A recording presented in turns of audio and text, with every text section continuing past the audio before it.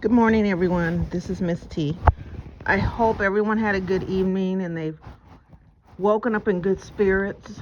Um, Today, I'm going to talk about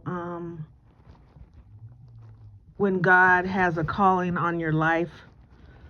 But first, I want to tell you a story about my dog. Everyone who knows me or my supporters know I went and got a dog. I have never had a dog since I was a kid because I felt they were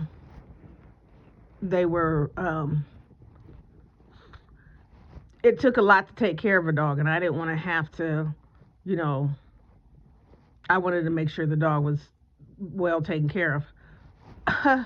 Well, I don't know, maybe back 10 years ago, 5 years ago, whatever, it was different, but these dogs are like children. They cost money. I have to take him. It's mandatory that he gets shots and vaccinations, and he acts like a child, and he's spoiled, and when he gets mad, he throws himself when when I won't let him out of his playpen. I guess that's what they're called, but it's a dog pen, but it looks like a playpen. It's really, really big, and he can run around play with his many toys. But when he gets upset or mad, he just runs through it and runs himself through the knocks himself up against the four sides of the wall. I don't know. I think the dog needs therapy. There was many times I was going to take him back to the puppy farm, but I couldn't do that. You can't do that. Just that's like adopting a child and being like, I changed my mind. So he's still here, but I've had a hard time potty training him because at first, well, it wasn't his fault at first because I was lazy. But now that it's getting on my nerves, I've been more persistent in it. Now he knows better than to do it on my carpet. But what he will do is go into my kitchen where there's linoleum, and he will do it there. So I decided, he's going to be punished. The only way I'm going to stop him from doing that is if he gets punished every time he does it. So I've been punishing him. So when he does it, because he loves to run around the house, and I play with him, and we do all kind of. He likes to. He has this weird thing of if you give him a dog treat, he wants you to play with him like it's a toy. He'll throw it up in the air, and then he wants you to try to snatch it, and he'll run with it. And so every time he does that, I've been hitting him taking him to where he's made his little accident, and hitting him on his nose, telling him no, and putting him back in his playpen. We've been doing this for since last week. And I make him stay in that playpen for a long time because he doesn't like it. He has even tore a side of the dog pen where he can practically stick his head out, and I think he waits till I am asleep, and he tears a little bit more because he's trying to get out of there. So I leave him in there practically half the day because look, I don't. That's one thing you ain't gonna be pooping in my house. I can't. I'm not gonna be able to take that. And then I gotta clean it up. It's not really he's not a big dog. He's really a tiny dog, but I don't care. And so he has his little apartment. He's got a couch in his little pen. He's got all his toys and his blankets, and I make him stay in there. So now, and he's very smart.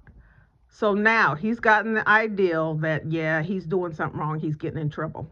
Yesterday, I let him outside. I get up every morning because I'm like, oh, I don't want him to have to hold And plus, the vet told me that since he's not neutered, he's going to urinate a lot. And I'm thinking, well, he can't help it because um, of his condition. So I'm going to get that done. But so I get up every morning between 4 or 5 to take him outside so that he can use the bathroom because I don't want him to have to hold it that long, and I don't want to have to. He wouldn't get in trouble. So yesterday I took him out. I fed him, gave him his water, and then I let him stay out and play because he likes to run around, play with his toys. He wants me to talk to him like a baby and all that stuff. So I was sitting here and I was writing. I think I was getting ready to do my upload, and he was missing. And usually when I call him, he'll come. So I kept calling him, he wouldn't come. So I finally called him, and I looked around the corner, and he's standing at the top of the stairs, just looking at me with his head cocked to the side. And I kept telling him, come here, and he would not budge.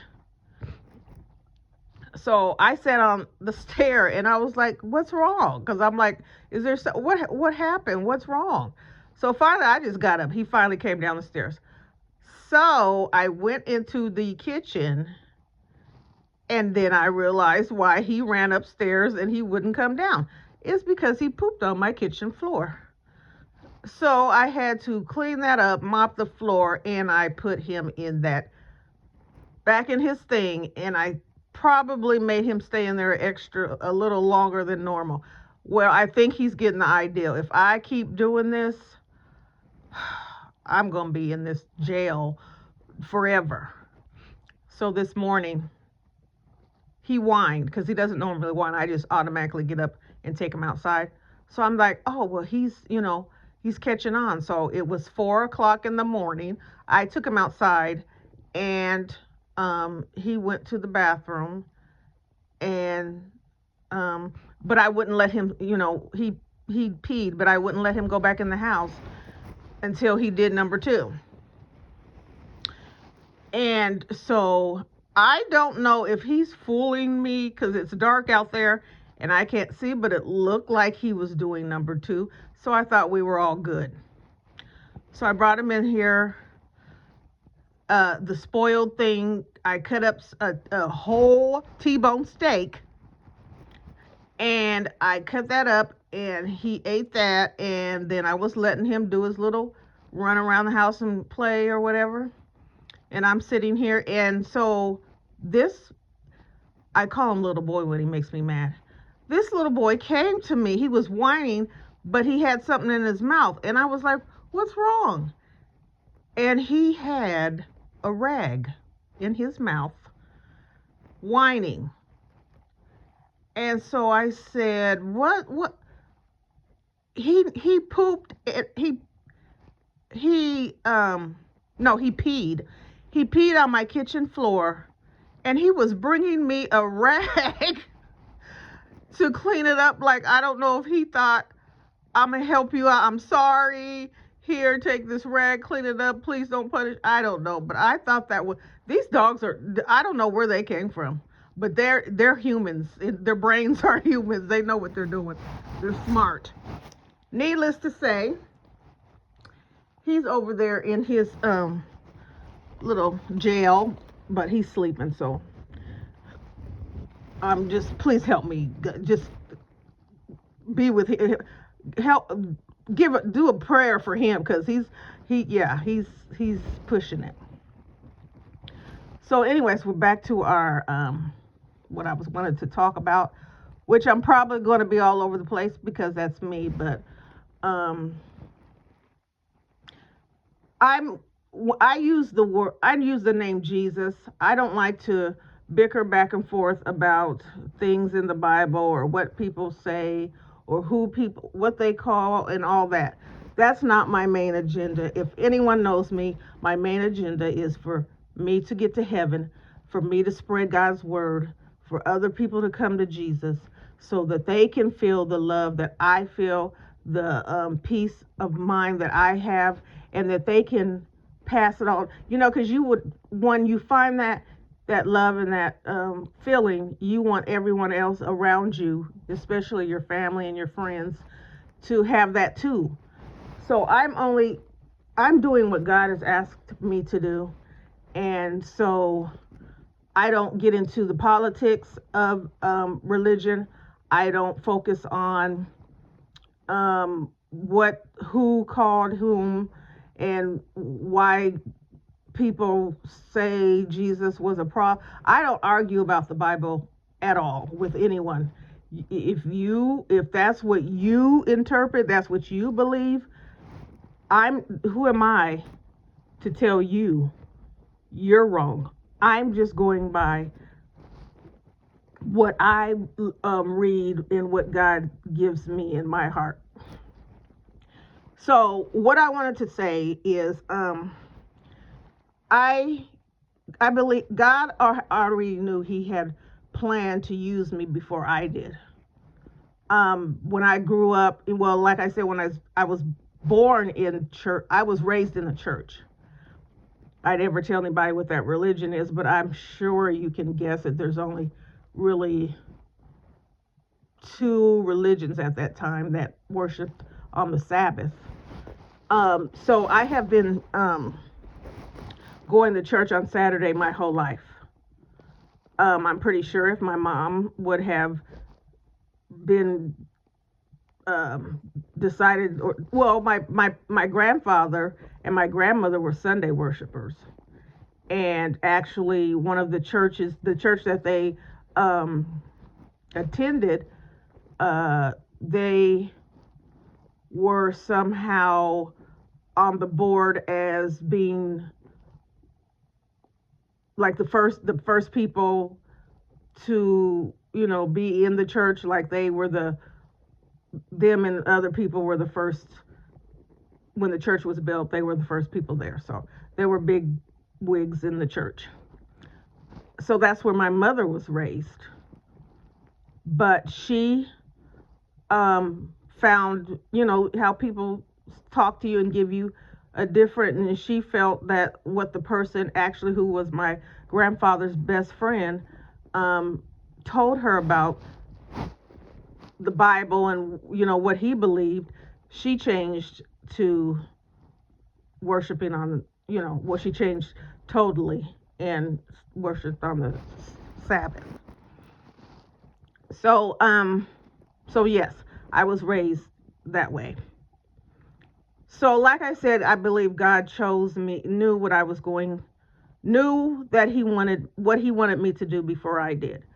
So when you are chosen or not, and when I say chosen, I don't mean I'm the chosen one, I'm the golden child, I know I'm going to heaven. No, that's not what I mean. God, some people are born with more strength than others, or can tolerate pain better than others, or can things like that. And so I think God had prepared me, or the things that I went through, He prepared me for where I am now. Because like I told you, I was a totally different child.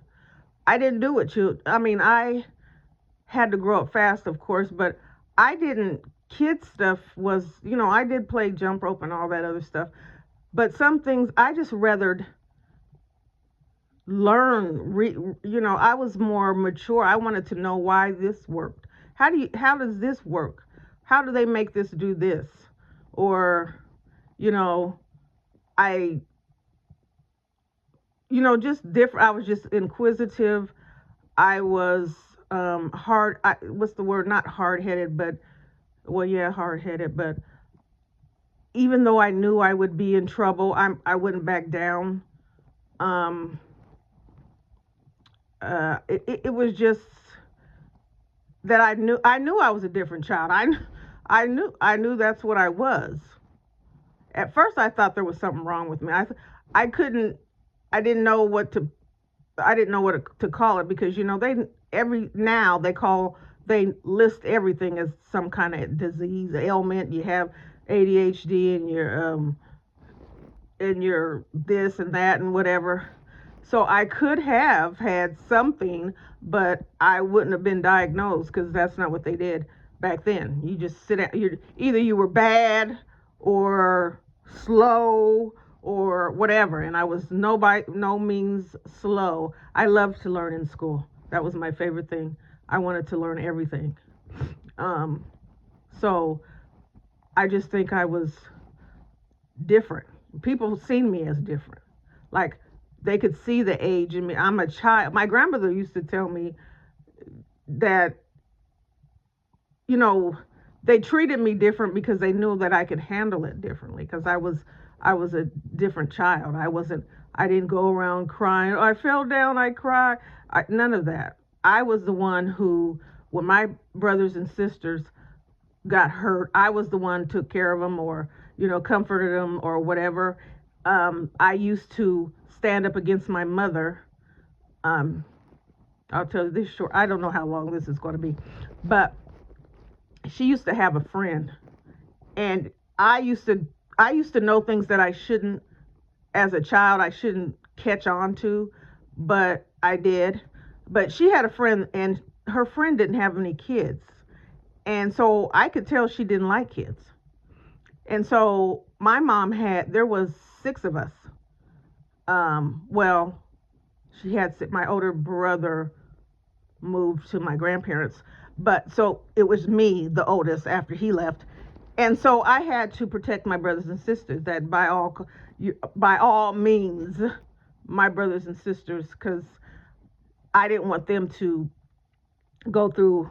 We were all going through the same thing, but me being the oldest, um, the brunt of all of it was on me. So every time she came around, she was mean to us. She never acknowledged us. She had a niece which ended up being my best friend at the time, and she used to invite me over to spend the night with her, but she would treat me like, um, the only word I could use is, how in the slave days they would give one of the little slave girls to their child to be their companion or their pet. I kind of felt like I was the pet for her niece, just somebody. Well, they're the same age. She's my daughter, my friend's daughter, and blah, blah, blah, blah. So I never felt comfortable around her. She never treated me nice. She was not nice to me. But in my mind, I didn't care. I wasn't over there for her. And if you say something to me and you do something to me, there's going to be a problem. I don't care if I'm 8. I don't care if I'm 10. So anyways, my mom and her have been friends for years and years and years. So we were somewhere one day, and I was sitting in the car waiting for my mom, and my little brother was in front of her walking down the stairs. And I guess he wasn't going fast enough, so she pushed him, and luckily he held onto the bar, onto the railing, and I heard her say, "Move," or "Get out the way," or something. Now you're a grown woman. You was every bit of 275 pounds, and you're gonna push my little brother. Oh, let the games begin. But instead of saying anything to her, I went to my mother and I told her. Well, she still came around. I didn't hear. I didn't hear. I don't. She never. I didn't hear. My mom didn't make her apologize to my brother. I never really felt that there was, um, or anything that came of it. So me being the hard-headed, um, I don't care if I would get beat. I don't care if I have to whatever. I told my mother, of course you would choose her over your kids. And yeah, I was in trouble, but it made her think. because I don't think she thought a child would think of that. She probably, I don't know if she confronted her or said anything to her, but she wouldn't have thought of a child coming to her and checking her about, this is your son that you're supposed to protect, and you're going to take your friend's side. Because if that was my son and she darn near pushed him down the stairs, Lord forgive me, she would have been, it would have went down. I don't think we would have been friends anymore. And they stayed friends forever. And I didn't like her forever. No, I'm just kidding. I didn't like her I as a child. Now, ironically, as an adult, I inherited her as my best friend when my mom passed away. Isn't that strange? But it was a different type of thing. I think I got to know her and understood why she was like she was. And I'm not getting into that, but yeah, so I just wanted to let you know what type of child I was, and why I believe God prepared me for this day. And so if you can stand up for yourself when you're 8, 9, 10, or stand up for other people when you're that age, you kind of have this spunk in you, like you're not going to just accept anything or let anybody tell you anything or let anybody do any kind of thing to you. So God allowed me to go through these things. So it kind of, I'm not saying he said, I'm going to make you suffer so you can be humble. I don't know. He didn't make me suffer. I just went through things on my own. I mean, the decisions that I made that caused me to get in situations, he allowed me to go through those things. And then when I finally said, I can't do this on my own, I need God's help, he helped me out every time. I put myself in situations and he allowed me to, because that's what I did. That was on my own. But he always was there for me. Even when I wasn't at this time trying, serving the Lord. I was still doing what I wanted to do. But he still, even when I was doing wrong, he still answered my prayers, because I still prayed. Because I was raised in the church. That's what I was taught. But I was still doing wrong. And so I think that lesson was, God is telling me that no matter what, if you come unto me, I'm going to help you. If you fall as many times as you do, I'm still going to bring you up, or pick you up.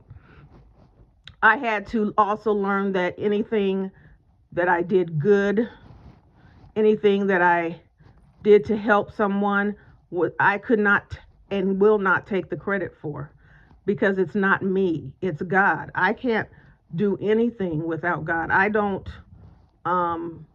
claim to be better, or like God is. I have a direct, me and God are partners, and we talk, and he tells me none of that. I'm a sinner just like everyone else. I just chose to listen to what God, he will use anybody. He uses everybody who is willing to be used. And when I stopped running and I started to listen and I accepted it, then I just gave my life to God and told him to use me. Because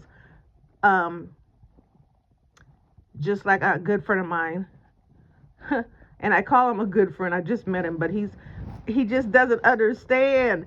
I have never, everything that I think or say in my mind, or that I've already said in an upload, he says it. And I've never met anybody who understands me, who, I've had to do this whole journey, which is my journey alone, to be alone, because God wants me to understand what my purpose is and not to have anyone interfere with, because you know how people want to tell you what what your purpose in life is. Oh, I see you as being this and I see you as doing that.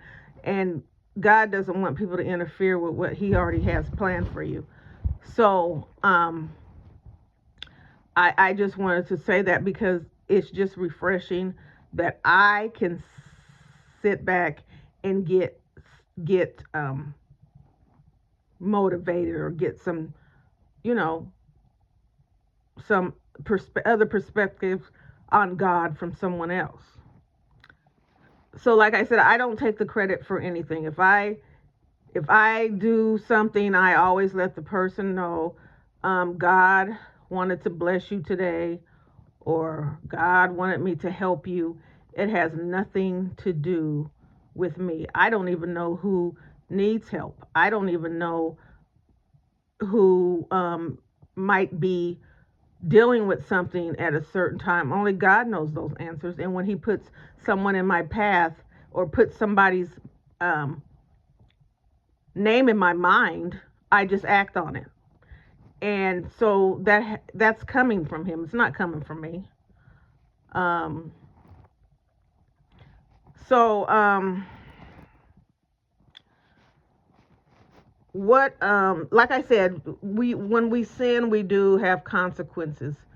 And because of the consequences, we might say God is a mean God. God is a cruel God. God doesn't, why does he allow these things to happen? And if you understand the concept of sin, if you understand what sin means, if you understand what um, the world has to go through before Jesus returns, you would know. If you are sinning and things happen to you, you shouldn't wonder why it happened to you.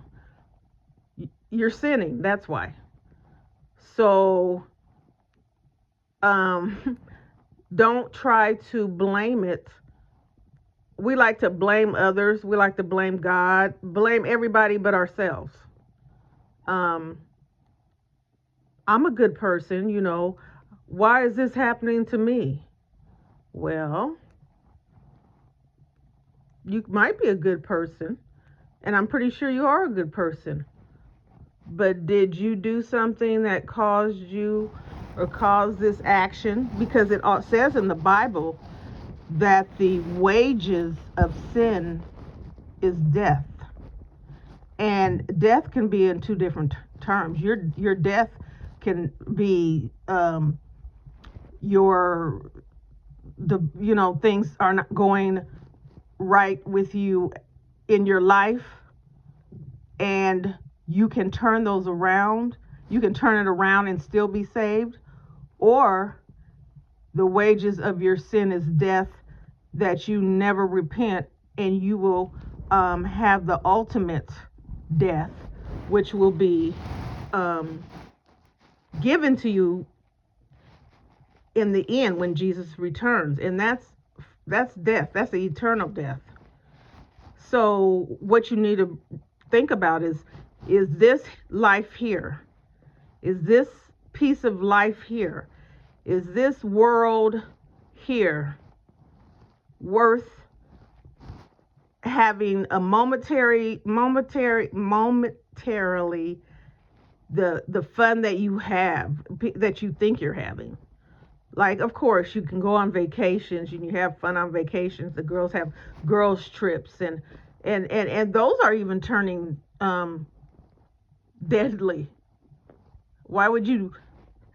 What would cause a group of ladies who are best friends and who just want to get away and have fun and not have one return alive? You can be out just partying with your guys and your friends, and you're popping bottles, and you have a whole section to yourself, and then all of a sudden somebody gets mad because maybe your group of friends are being cocky and throwing money out and saying, you know how people get, and other people see this and they get jealous and we're going to rob them, or who do they think they are? And then somebody pulls out a gun and then, or excuse me, I don't know what words I can use, does something that causes a lot of people to be unalived. But your intentions was to go out and have a good time that night. And now that good time turned into a tragedy. It's just fun. You got dressed, you smell good, your outfit is a bomb, your hair is laid. You and your girls are just having a great time, and they're popping bottles and they're giving you drink, but you don't have to pay for a drink, and you're getting toasted, and then the good looking man and he's a football player and he's getting ready and he wants you, and you're flattered because he wants you. And so he takes you home and he shows you all the finer things. He has a beautiful home and all these things, and you're so excited. And then you lay down, and you're also tipsy. And then you lay down with this man unprotected. And then a week later, you find out that you have a deadly disease that you can't cure. But you just intended to go out and have a good time. So these are the things that we choose to do. And then when they happen, we want to say, why did God allow this? Why God? Why me? You already know why you. The wages of sin is death. If you continue to sin and have fun doing it, the next day don't get upset and cry about it. You weren't crying about it when you were doing it, when you had fun. It was all so fun. And it's just momentarily. Because that basketball or football player, and he thought you were you felt he thought you were the most beautiful woman there. In his mind, he already probably knew what he had. And in his mind, since someone gave it to him, he was going to give it to everyone in the world. So he didn't have to particularly pick you because you were beautiful. He wanted to be in a relationship with you. He wanted you to be his wife. He's just upset. He's mad. He's in his sin. He's in his sin, and he feels that he's already doomed. So why not make someone else miserable? You know, miserable people want everybody else to be miserable with them, so they can feel like they have company, so they're not alone. People don't have your best interest. They use you for whatever reason, for whatever they can get from you. And then when they don't, or they can't, or when you wise up, either you wise up and you don't give anymore, then you're discarded. Or they find someone else that's giving more, and then you're discarded. So you have to stay wise. You have to, even if it hurts in your heart, because you genuinely care about people and you want people to like you too. Everybody wants to be liked. But what you have to understand in this day and age, right in this moment, people liking you is not going to get you to heaven. People thinking you're all this and that is not going to get you to heaven. Men thinking you're gorgeous and you got a bomb body and your curves are, and you're banging and you're this and that is not going to get you to heaven. None of those material things, none of those superficial things, none of the things of this world are going to get you to heaven. If you could fly, they're talking about there's going to be flying cars soon or whenever. That's going to be a disaster. God's tired of people trying to get close to heaven when no one can get there until he allows you to come. Till he comes back and takes you. You're not going anywhere near heaven. So you're not going to the moon. You're not going to any planet, you're mainly, you might get where you, in the area where you're flying from. If you're under the clouds or a little bit under over the clouds, that's probably as far as you're going to get, and that he allows. And he probably um, doesn't want you there either, causing when you're putting all that stuff into the air where he's had everything worked out, and you're in there, and we're up there just wreaking havoc, and that's why the earth is just crumbling. But you're not going anywhere near heaven unless God said so. So scientists can say we're going to make car ships and you're going to be able to fly. So the only thing that's going to happen, instead of airplanes crashing, you're going to crash in your car ship, and then instead of maybe a chance of you making it because you was on the ground, you're going to crumble, you're going to plummet to the earth and lessen your chance of staying alive. So, yeah. So you can get excited about what you think the future may be. But if you're not with God, your future is not bright. And that's just it. Like I said, I'm a very nice person. I hope people think I am nice. But when it comes to the Lord, and when it comes to spreading the Lord's word, I have to be held accountable for what I'm saying. And I'm not going to say, well, he will. Well, he said if you sin, maybe you won't go to heaven, or you might.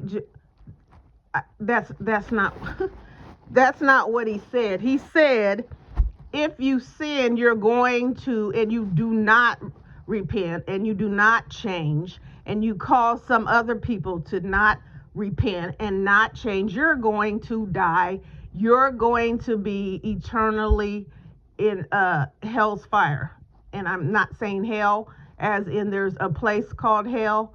I'm saying in the fire is going, if you can't think of any fire hotter than think of hell, because everybody thinks hell is the ultimate place for fire, then think of that. Because God said that temperature is something that nobody has ever felt. You might have burned yourself, and if you have, that is hot.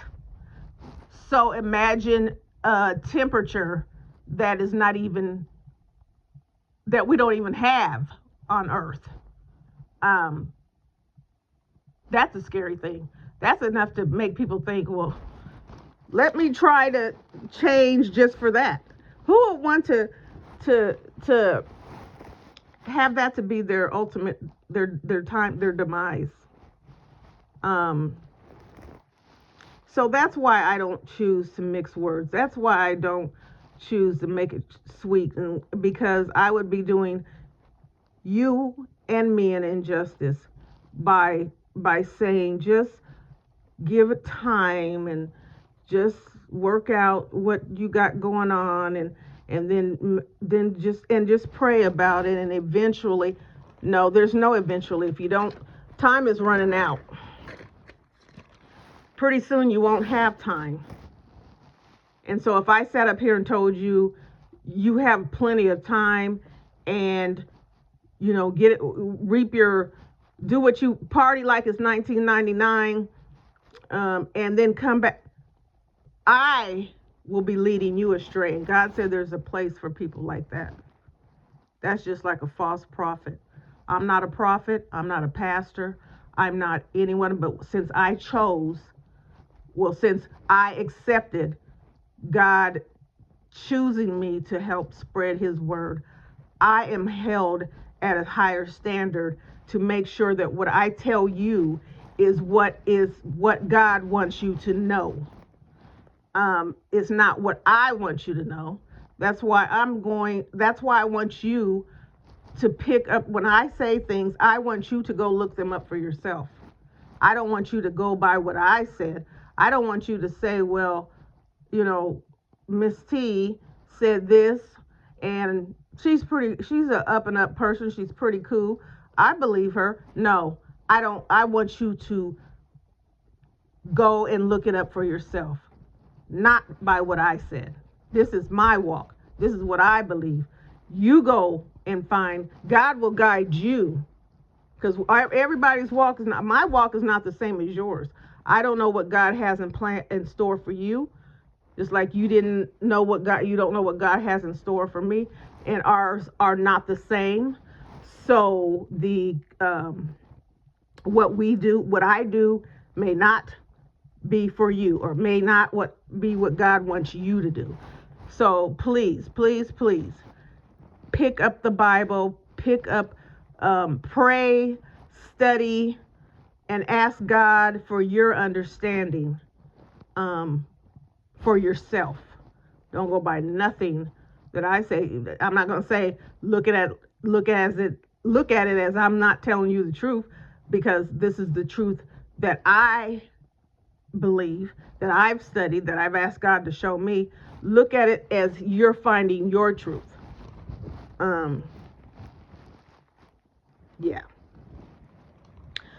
So I wanted to talk about, because I thought about, so now we're finding out that the Bible was rearranged, things were taken out, misinterpreted, we were lied to. What about the people long time ago who didn't know this, and are they going to be punished because they didn't know the real truth that we're hearing now, that it's coming out now? And if you go to Romans 2:12 through 16, it says, all who sin apart from the law will perish apart from the law, and all who sin under the law will be judged by the law. So what God is saying is, you can't be judged by something that you don't know. That would be unfair. God is not unfair. He's just.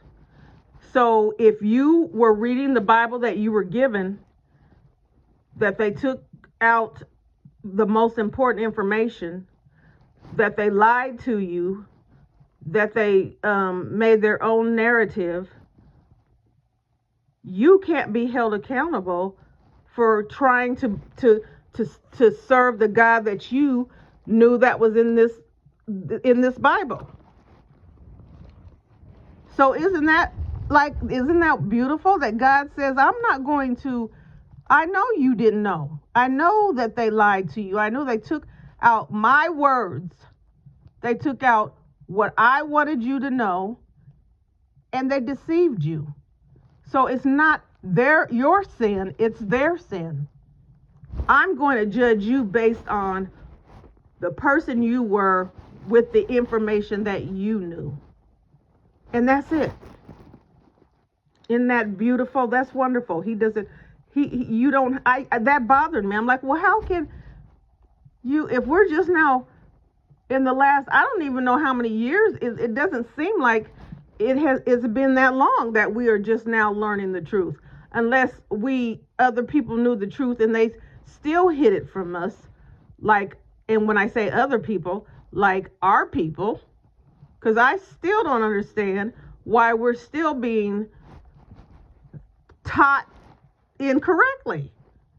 I don't care if you have to say we're having Bible study, because there's some stuff that we found out now that we didn't know before, and we want you to know. God said Jesus is not going to return until we find out the word, and so that's what we're going to do.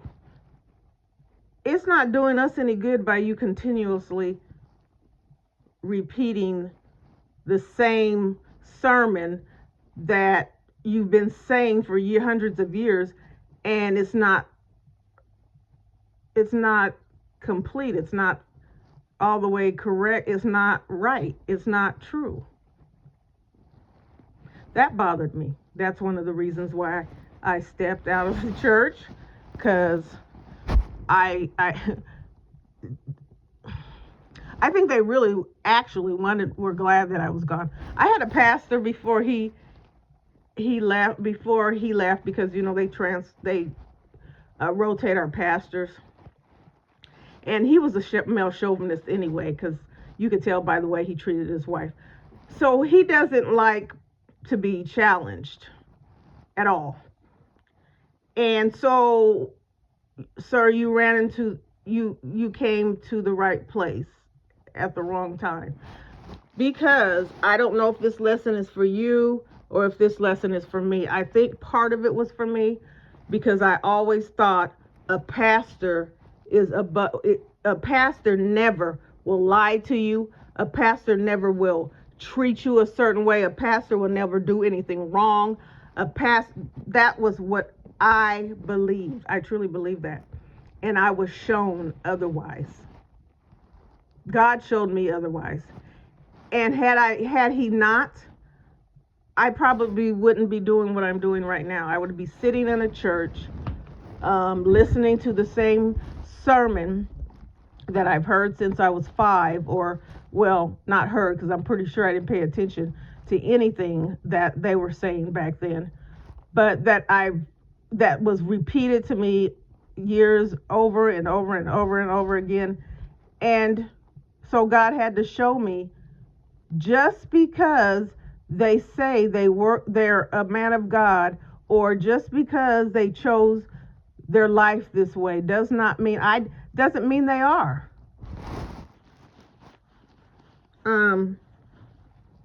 For whatever reason, I respect them, because whatever reason because it's not like I said, it's not a easy job. It's not a nice job. People always are at you. People are, complaining. There's so many different personalities in the church, and there's so many people that are infiltrators, and they're in the church just to cause problems, and they're in the church because it's just all kinds of.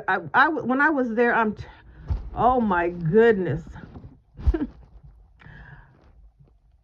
When I joined the church, I was in every office that there was to be. I was a greeter. I community service.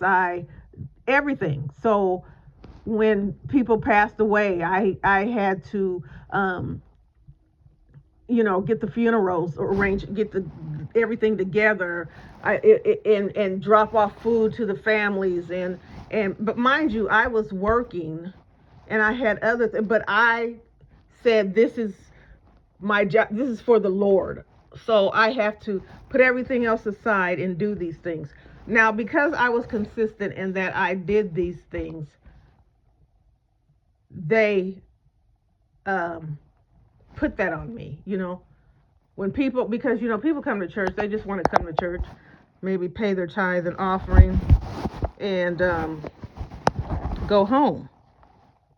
So when there's a person that they see will go above and beyond, that's who they usually use them till they can't. They'll use you up. So I had to realize that. I'm like, so I told my pastor, I said, you're treating me like they treat me at work. I don't have any peace here.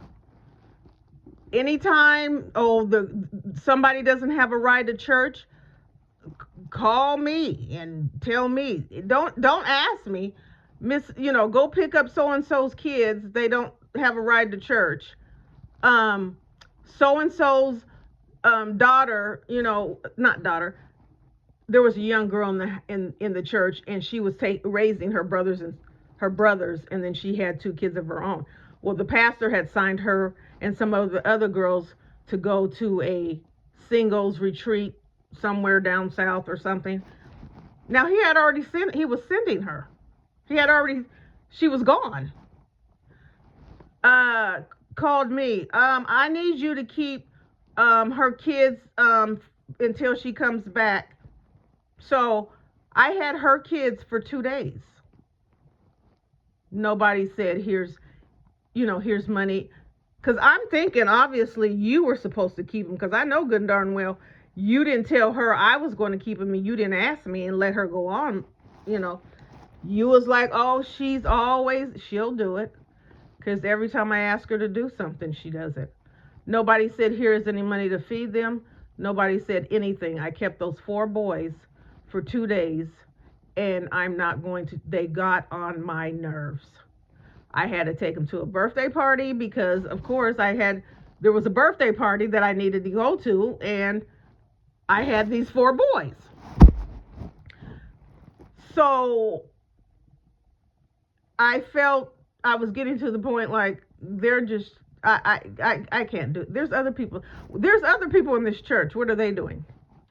Then I had to fight the last community leader. She quit because she said nobody would help her do anything. Then she took it out on me because I'm the new community leader and everybody is helping me. Well, maybe it's because of your attitude, lady, but don't get mad at me. But she was mad at me, so she took it out on me. So she would talk about me and she would try to ruin um, things that I had going on. She would tell the pastor that I'm going to fail. Fail at what? Getting tablecloths to put on the table for the repast dinner. So it was just too much. And this happens in the church. This happens in the church. I can't even get rest in the church. Well, what do I need to be here for? So I think I'm venting a little bit, but anyways. So I where was I at? So I was saying that, God's not going to judge you on things that you didn't know, and that's a great thing. Well, that's only fair because like I said, you can't. I just found out things when I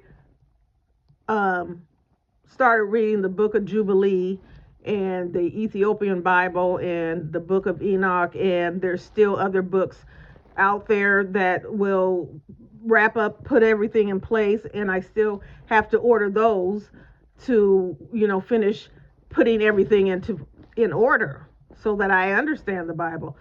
But basically, the Bible is telling you how to live, how to act accordingly, how to carry yourself.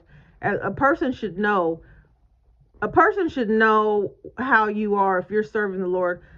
You don't even have to open up your mouth. It has to be because first of all, people don't go by what you say; they go by your actions. You can say anything, but if your actions don't align with what you're saying, they're not listening to. Because I'm not going to listen to someone that says, praise be the Lord, and I'm blah, blah, blah, and then I go see you buying a fifth at the liquor store, stumbling out.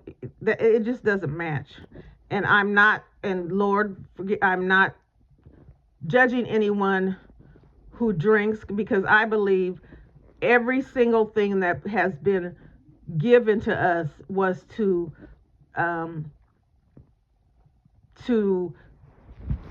keep us down. And what more that will keep you down or destroy you is all the substances that they put in our community, where they put alcohol, liquor stores on every corner, and grocery stores are far out in the suburbs that you can't reach to. But they put it little quick shops, quick trips, and quick stops in our area that don't have fresh vegetables or anything. It just has food, ready-made food with all the additives and all the things that mess with your cholesterol and mess with your blood pressure and mess with everything inside your body, because one thing falls apart and then it affects everything else.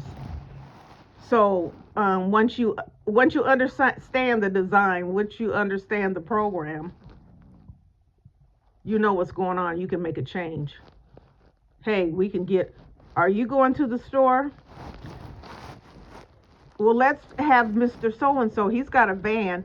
He can take all the elderly women out to the store and get so they can get some fresh fruit and vegetables and some clean, you know, stuff so that they can eat healthy and help and have their grandkids eat healthy and stop giving kids candy and stop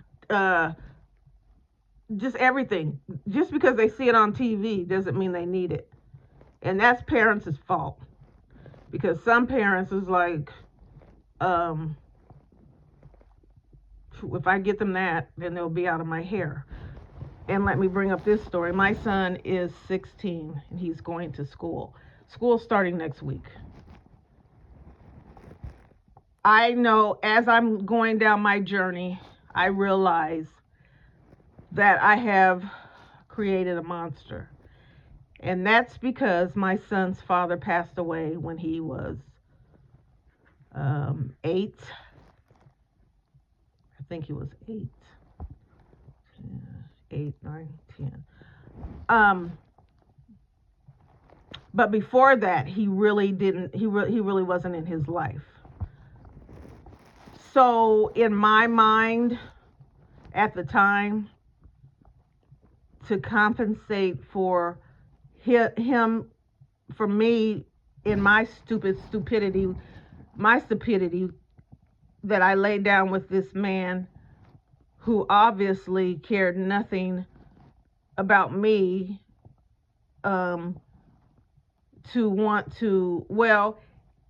he wanted us to be together, but he wanted us to be together on his terms. And his terms were not working out for me.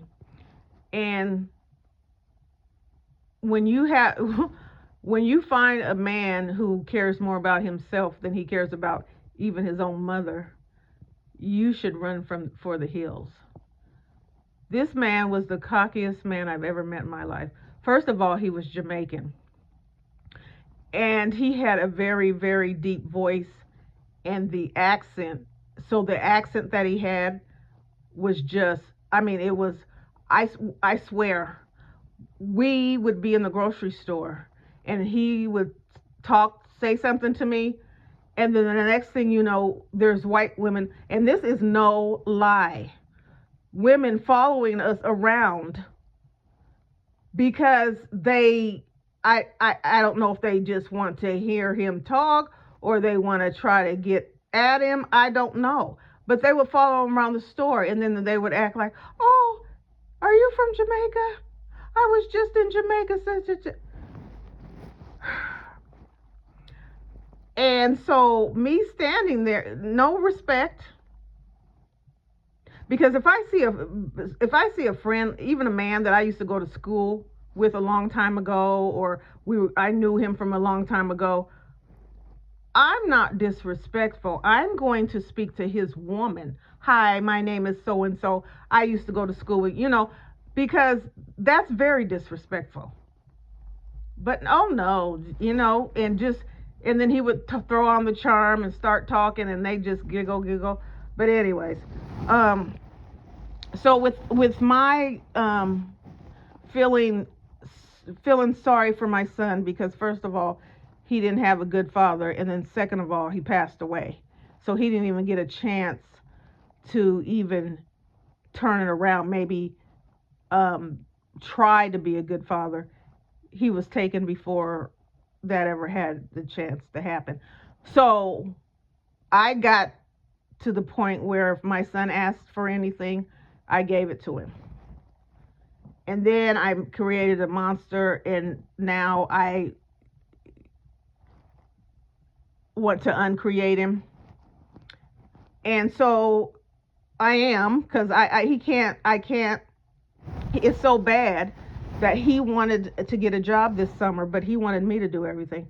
Mom, will you go onto the website and fill out the application for me and make an appointment, make the time for me to have the interview. And I probably would have back in the day, but no, I will not. You go out, here's the website.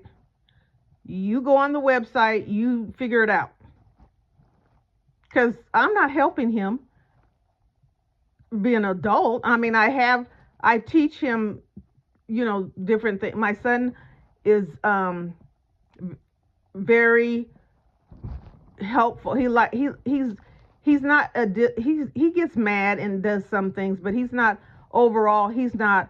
I don't have issues with him as far as hanging out with his friends and doing stuff and getting in trouble with the law or anything like that.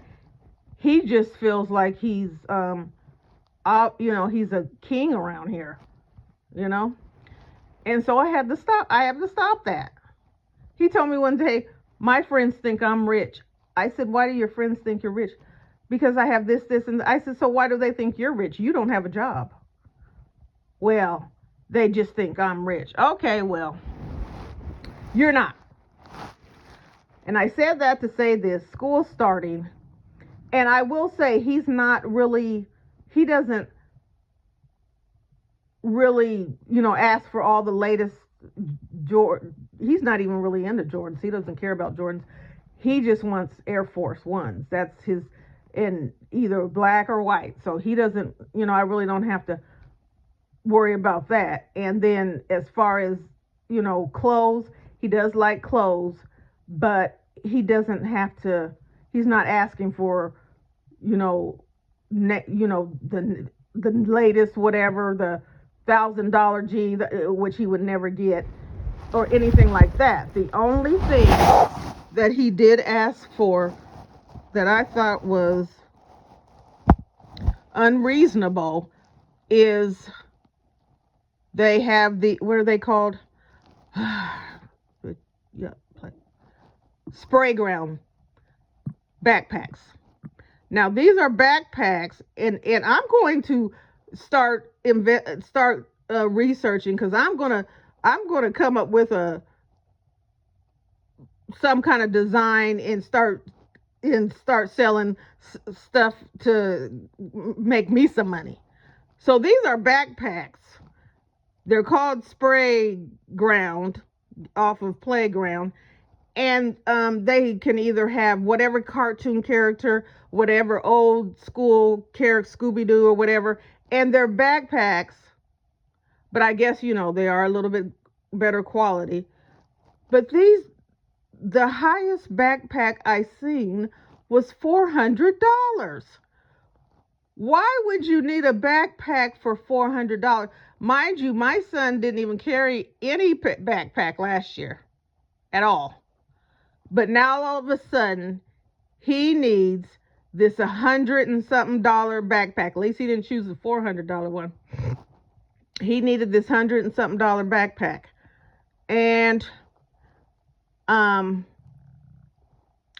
told him no, because I don't see the purpose of you having $100 backpack. That's ridiculous. So what he did was he asked his sister to buy him this backpack, and she did. So hey, that's on them. He wasn't getting it from me. Let's get back to what I'm saying, because I don't know what mark we're at, but I go all over the place.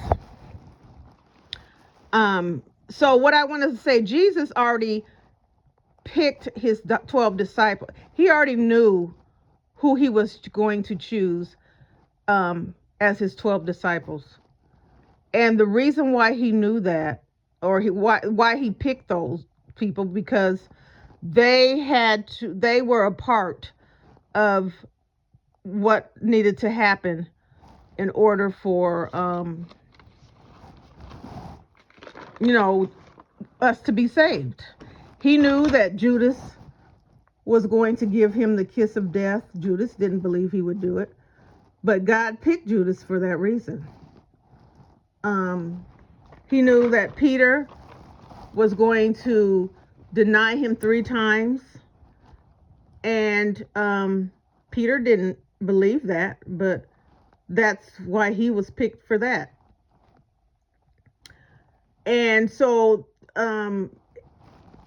that's why I say God chooses people for different reasons, for whatever reasons he needs them to either fulfill fulfill the prophecy.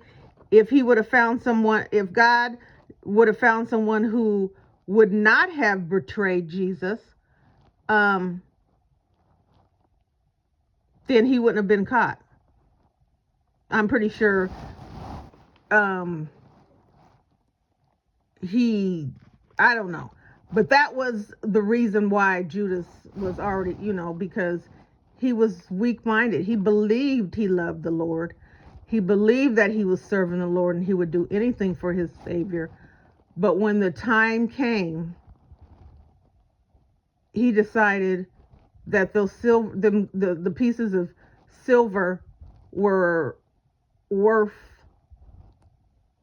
more to him than the man that he had been walking the earth, walking around with, watching him heal people, watching him spread the gospel, watching him tell people of the life that they would live if they served the Lord, and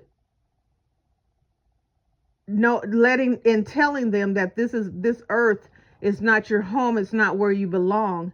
You belong in heaven, or you belong where God had put us in the first place. That momentary wealth that he accumulated, he didn't even get to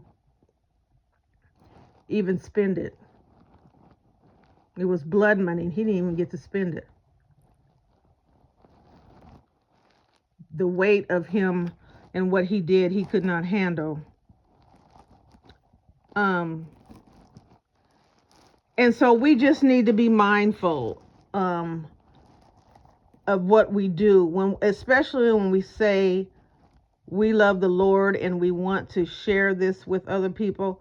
We need to be mindful of what we say, who we choose to be in our circle, where we choose to go, who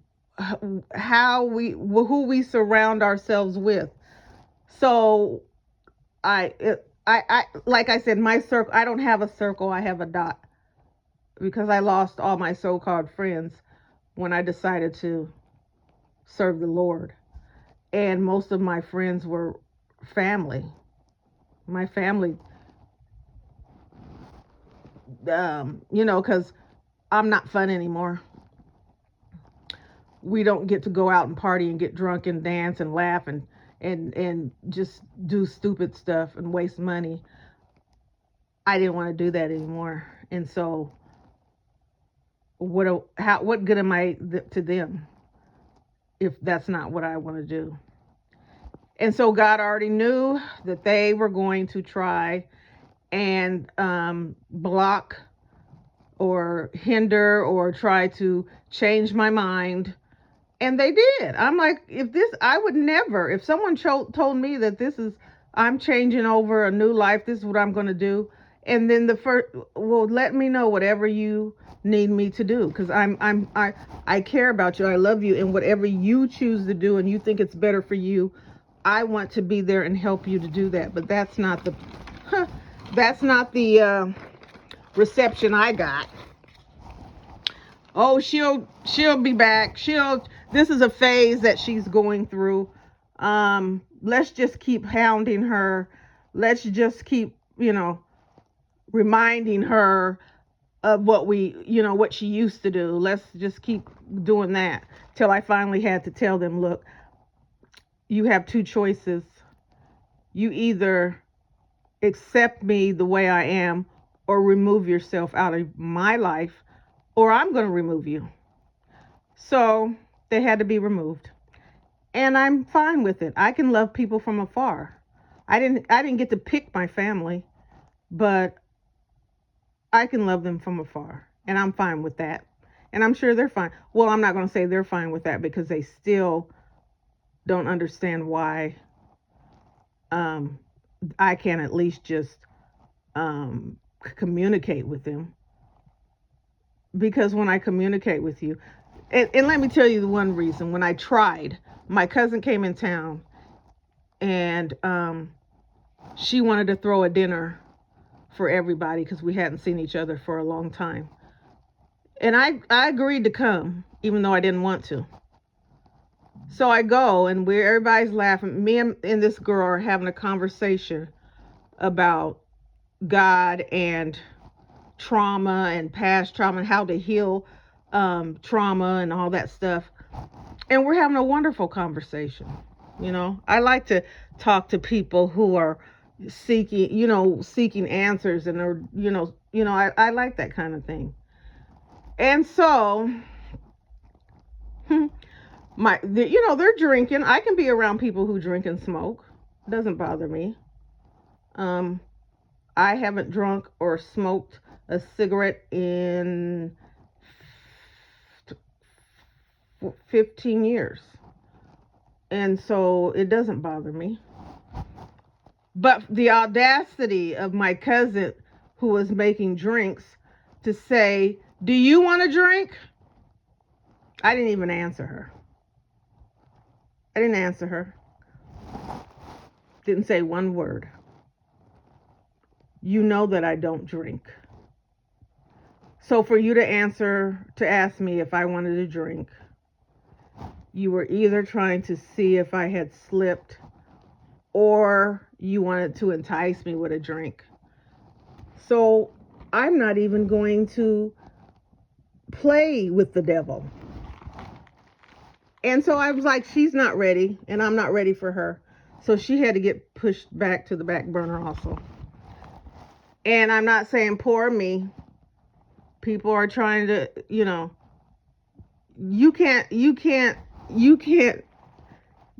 put me, you can't make me do anything. You can't convince me to do anything. You can't entice me to do anything. I've been there with you.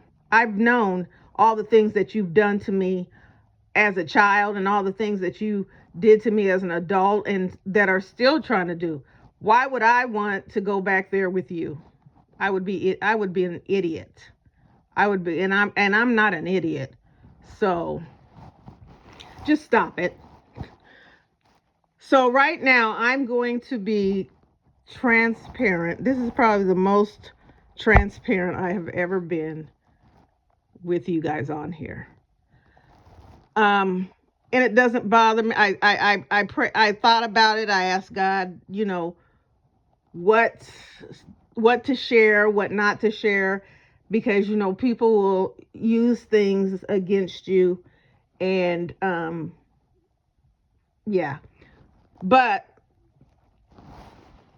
through my journey of my life, you know, the ups and downs and all the things that I went through, I've watched God perform many miracles in my life. Many, many. I mean, if I couldn't tell you, if I couldn't, I would not even be on here if I could not tell you distinctively, tell you with more, what's the word? Uh, Belief, that God is real, and I say that all the time on my life. That the things the things that He has brought me through, the miracles that He has that have actually been in my face. It didn't happen on the sidelines. It didn't happen that happened in my face. I wouldn't be here to tell you this. I have been, my ex-husband, who is now deceased, tried to unalive me, and by the grace of God, I'm still here. I have been in the line of I have been in the line of bullets that were meant for other people that could have taken me out, but by the grace of God, I was protected. I have been uh,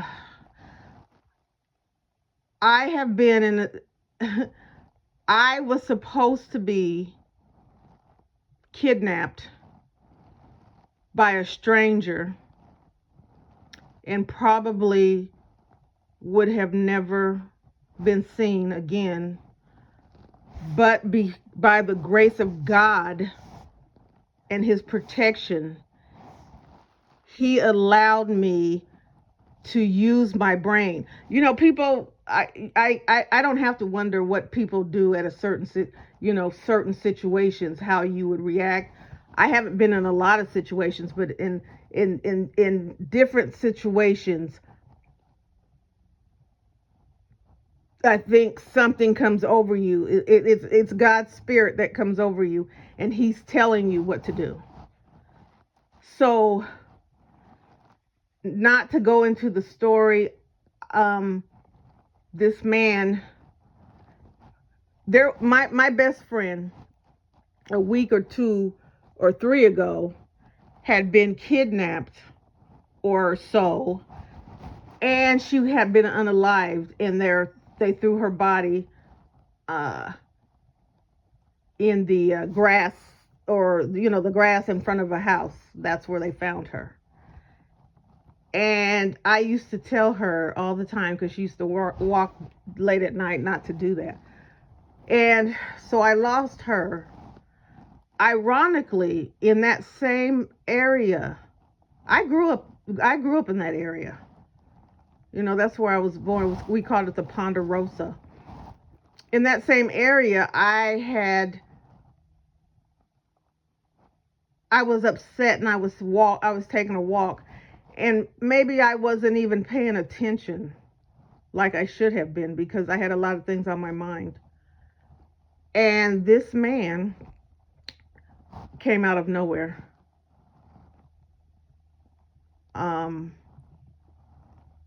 I will tell you that he didn't get to harm me in any way, but I'm going to leave it there. I say that because God saved me from that, because he had something for me to do. Um uh I have been almost taken out of here due to medical malpractice. I'm still here because God had something for me to do. My life doesn't belong to me. It belongs to him. The life that he gave me, I wasted it. And now it's time to do what was meant to be done. I hope that when I come on here and I share things with you guys, I don't know who I'm reaching. I don't know if the people that are listening are going through things or have gone through things like me, and can say, if she's came through it, I can come through it. However, the message is given to you and you accept. I promise you, I hope that you understand that God is the only way that you're going to make it through this evil world. You can't maneuver through this world by yourself. You're not going to make it. God is the only one who can get you through here, get you through this. And that's all I can say. There's no other way. One of my good friends and her husband have a nonprofit organization, and I have a nonprofit organization. They have a 501c3. I did not want to go that route because I believe the government wants to be in everything that you do. I don't want anybody telling me what I can, who I can help, and how I can help them.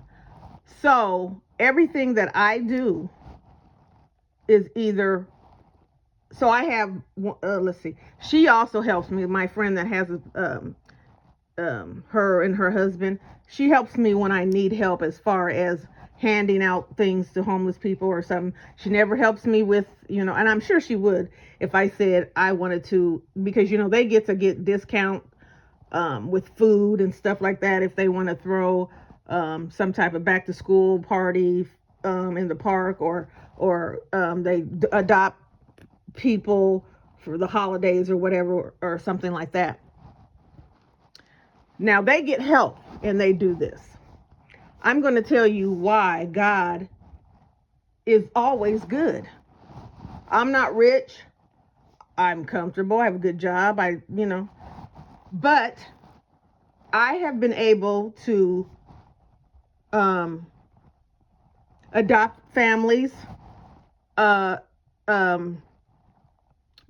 diapers and give them to single women, buy clothes for kids, homeless kids, go on the street and buy things for the homeless, tents for homeless people, coats for homeless people. We did a drive where we got donated purses and we filled them with things that women would need that are on the street. We've handed out water in the hottest days of the year to homeless people. We've fed, we've made sack lunches, we've done everything out of pocket. Never had to take donations, never had to do anything. And that's because when God's involved, there's nothing that you can't do. All I have to do, sometimes my friends help me or give me, I have a friend, she'll go in half with me, or sometimes, most of the time, I just take it out of my pocket and they help me get it together. And that's because when you are with God, there is nothing God can't do. Nothing. So because I knew God put it on my heart, I do not want the government in my, why is it? Because, and I understand if you want to help people, well, no, I don't understand. Oh, people get the 501c3 to get help. They can go to the store and get food, whatever. But you have to keep track of that and tell them what you're doing, who you help, how many this and that. I don't have time for that. I don't have time for that. I don't want to fill out papers and tell you so you can go and try to investigate into whatever else I've got going on. I don't have time for that. So when God asks you to do something, he makes a will, he makes a way for you. And that's why I wanted to say that.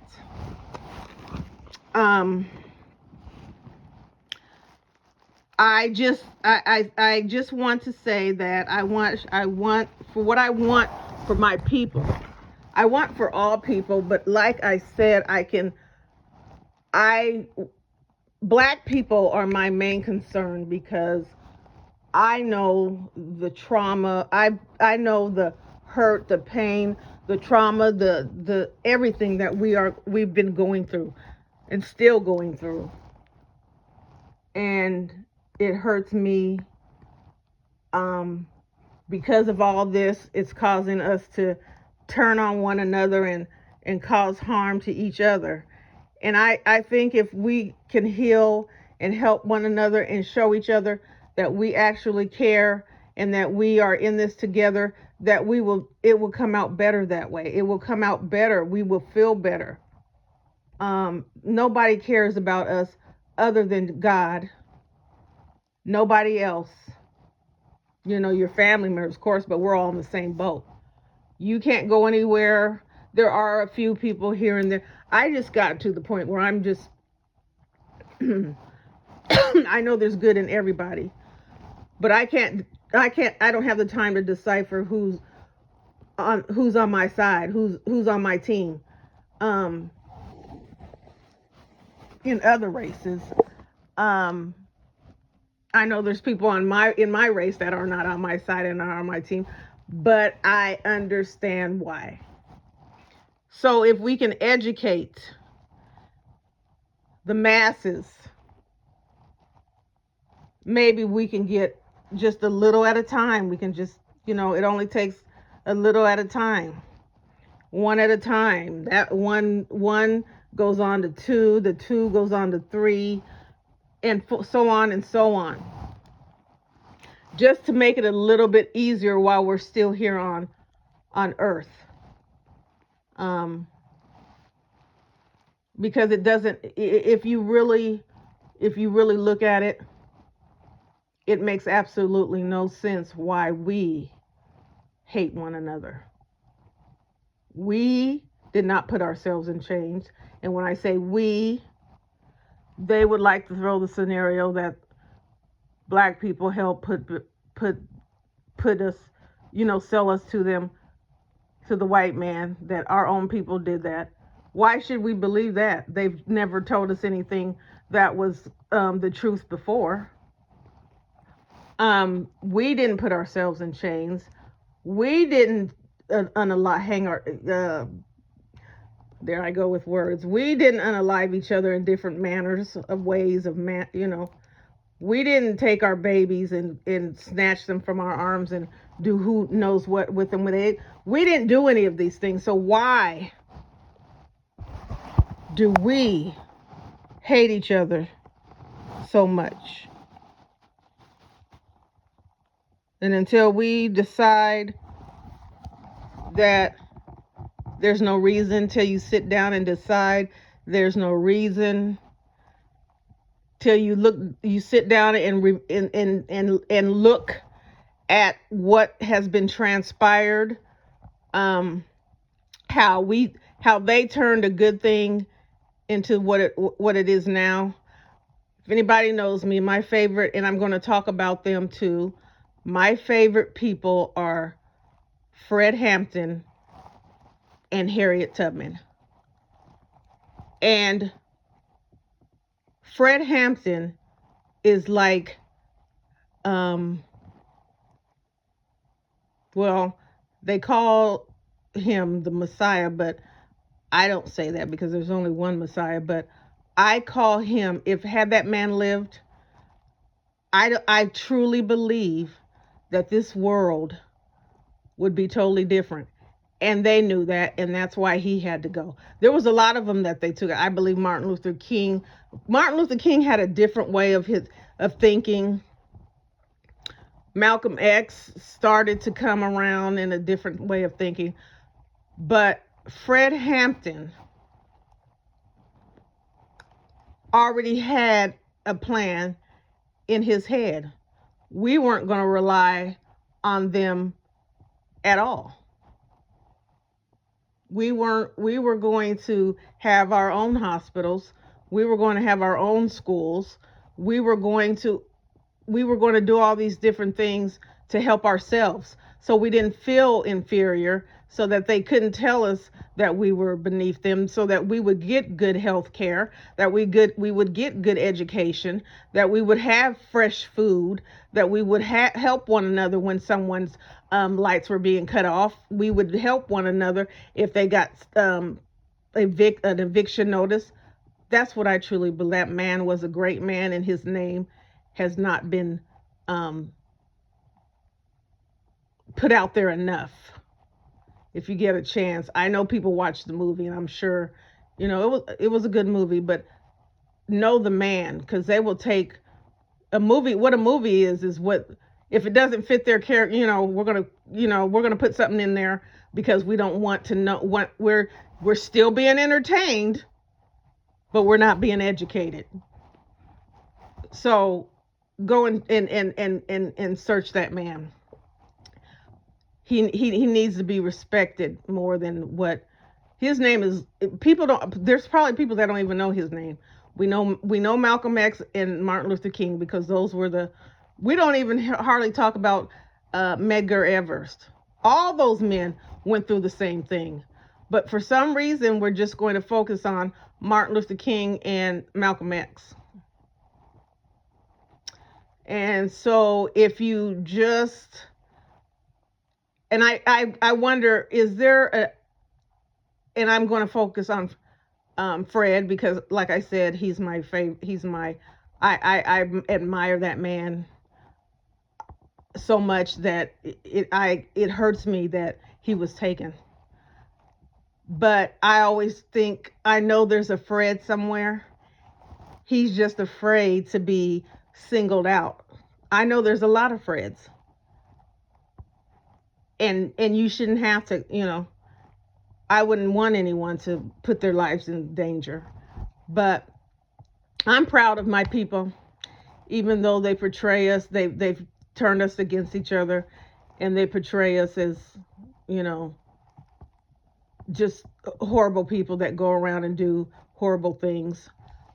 But we know that one day all of this will be rectified, and people who have done wrong, have done horrible things, have broken us, has um, done horrible things to our ancestors, who have lied, who have um, just everything you can think of, they've done. Evil was introduced to us in the Bible days by the um, giants, because I know their names, but I keep forgetting because let me see if I can. So I'm not going to say white people introduced evil, because that's not true. It was the children of the angels and the women, daughters of men. And is it HELLIM?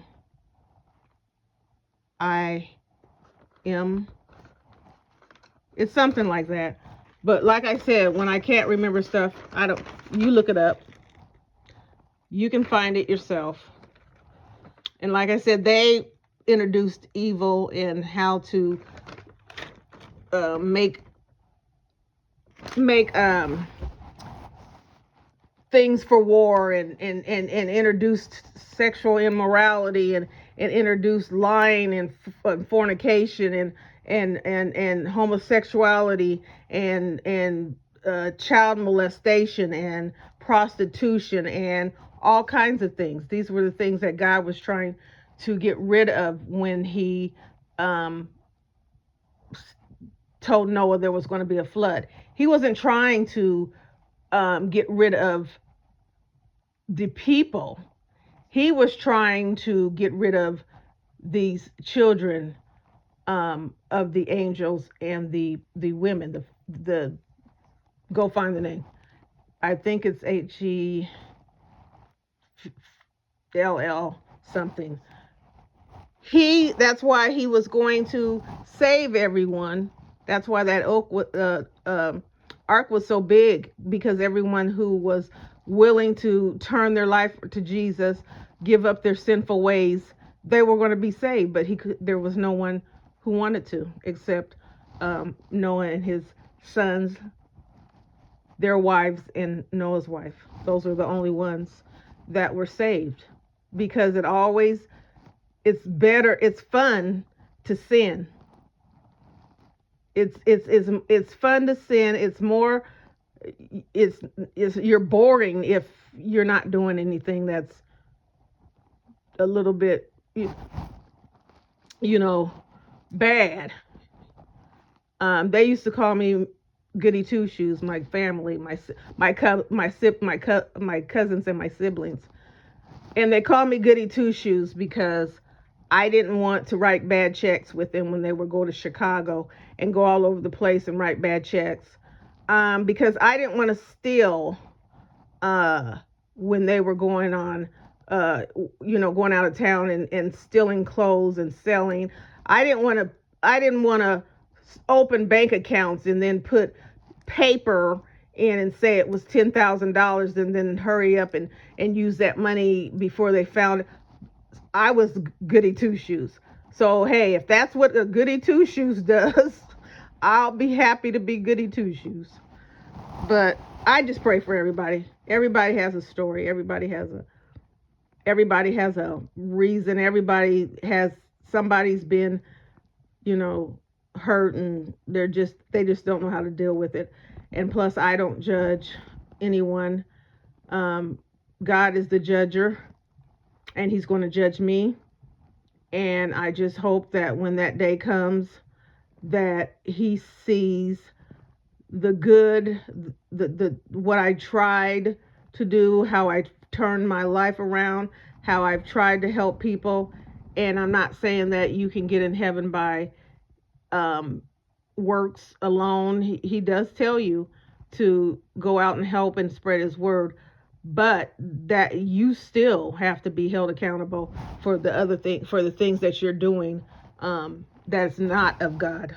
If you're not keeping His commandments, if you're not, you know, doing right, uh, you're still going to be held accountable for that. So I don't go around just saying I'm helping people because I know if I help people, God, I'm going to go to heaven. That's not true. I help people because, first of all, if you've listened to any of my uploads, I've been there. I've been the poor person. I've been the hungry person. I've been the person without. And I know how that feels. And I wouldn't want anybody to feel that way. And so since God has blessed me to be able to come out of the ashes like the phoenix, and He has allowed me to be able to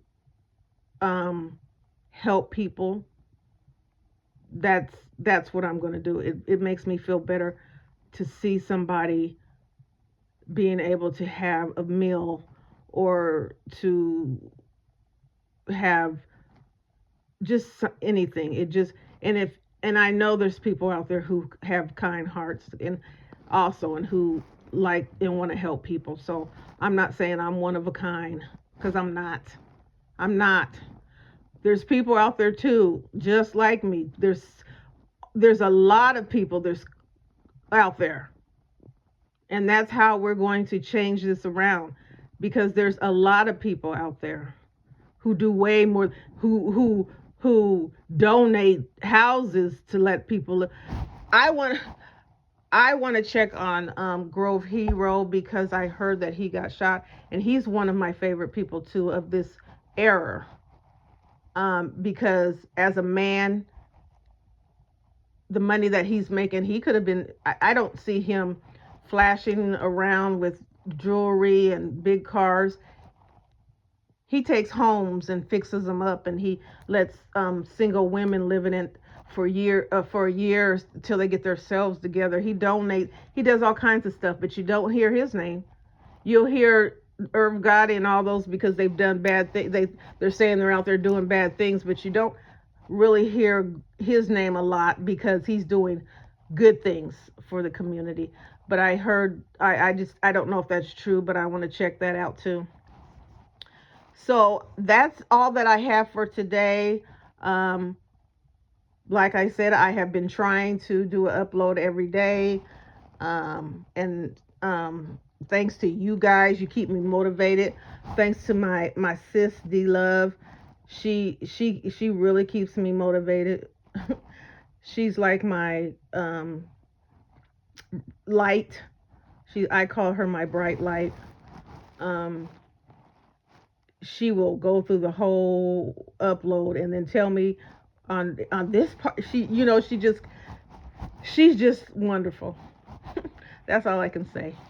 There's a lot of wonderful people on here, but I've gotten close to a lot of people, and I always want to let people know that I appreciate them and that I care for them, and if it wasn't for them, that I couldn't do what I do. So today, why not Tell somebody that you appreciate them.